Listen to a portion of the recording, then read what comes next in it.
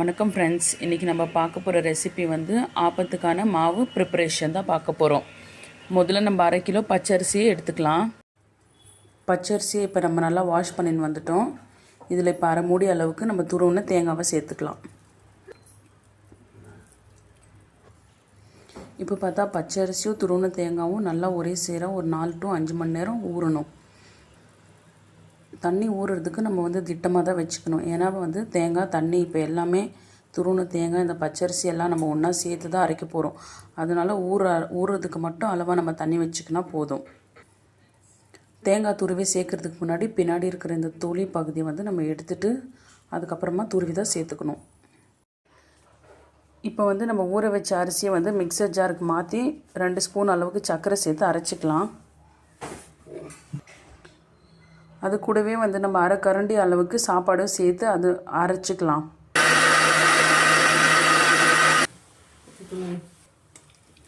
ஆப்பத்துக்கு நம்ம வந்து மாவு ரொம்ப மையாக சாஃப்டாக அரைக்கணும். முடிஞ்ச மட்டும் நம்ம சாஃப்டாக அரைச்சிக்கினா நம்மளுக்கு நல்ல பக்குவமாக ஆப்பம் வரும்.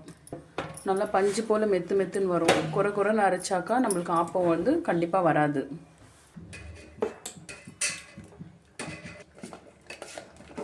இப்போது ஆப்பத்துக்கு இது தான் வந்து ஒரு மெயினான ஒரு டிப்ஸு. எப்படின்னா, இப்போ நம்ம அரைச்சி வச்ச மாவெல்லாம் எடுத்து வச்சதுக்கப்புறமா ஜார் கழுவுன மீந்து தண்ணி இருக்கும். அதை வந்து இந்த மாதிரி ஒரு பாத்திரத்துக்கு மாற்றி 2 இல்லை 3 ஸ்பூன் போல் அந்த அரைச்ச மாவு பச்சை மாவு எடுத்து நம்ம வந்து லோ ஃப்ளேமில் வச்சு ஸ்டவ்வில் கொஞ்சம் நேரம் நம்ம கிளறிட்டே இருக்கணும். நம்ம இந்த மாதிரி இந்த மாவை கிளறும்போது கட்டியாக நம்மளுக்கு திரண்டு வரும் மாவு. இந்த கட்டியாக திரண்டு வர மாவை வந்து திருப்பியும் ஒரு மிக்சர் ஜாருக்கு மாற்றி நம்ம வந்து அரைச்சி எடுத்துக்கலாம். இதை வந்து நம்ம கைவிடாமல் கிளறிட்டே இருக்கணும். அடி பிடிக்காமல் நம்ம பக்குவமாக கிளறிட்டே இருக்கணும். கைவிடாமல் கிளறணும். நல்லா கிளறும் போது இந்த பதம் நம்மளுக்கு வரும். கட்டியான ஒரு பதம் நம்மளுக்கு திரண்டு வரும். இப்போ இதை வந்து ஆற வச்சு நம்ம தேவையான அளவுக்கு தண்ணி ஊற்றி ஒரு ஜாரில் போட்டு நல்லா அரைச்சி மாவு கூட சேர்த்துக்கலாம். அதை காட்டுறேன் வாங்க. இது ரொம்ப ஆவி பறக்க இருக்குது. நம்ம மிக்சர் ஜாரில் டைரெக்டாக சேர்த்துக்க வேணாம். ஒரு 10லேருந்து 15 நிமிஷம் இதை வந்து நம்ம கூல் பண்ண விட்டுடலாம். நல்லா ஆறுனதுக்கப்புறமா நம்ம ஜாருக்கு மாற்றிக்கலாம்.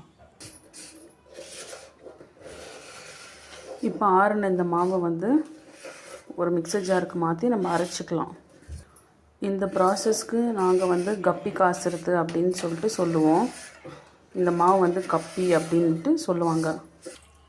இப்போ இந்த மாவு அரைப்படுறதுக்காக தேவையான அளவுக்கு தண்ணி ஊற்றி அரைச்சிக்கலாம்.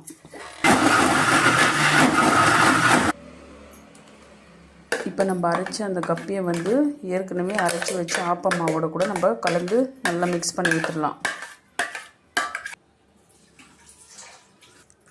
இப்போ பார்த்திங்கன்னா மாவில் இருக்கிற டிஃப்ரென்ஸ் உங்களுக்கு தெரியும். இது ஏற்கனவே அரைச்ச மாவு பச்சரிசி. அந்த பச்சரிசி எடுத்து நம்ம காய்ச்சிட்டு அதை மிக்சியில் அரைச்சி இந்த டிஃப்ரென்ஸ் தெரியும் பாருங்கள். இது ரெண்டும் கம்பைண்ட் ஆகும்போது தான் நம்மளுக்கு வந்து ஆப்பம் நல்லா ஃப்ளஃபியாக சாஃப்டாக கிடைக்கும்.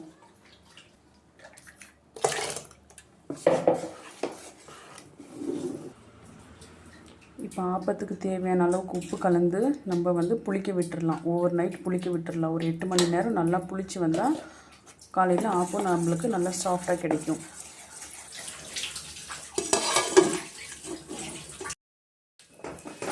நம்மளுடைய ஆப்ப மாவு நல்லா ஃபர்மெண்ட் ஆகி வந்துருச்சு. இப்போ ஆப்பச்சட்டியில் எண்ணெய் க்ரீஸ் பண்ணி நல்லா தடவிட்டு ஆப்பம் ஊற்ற ஸ்டார்ட் பண்ணலாம்.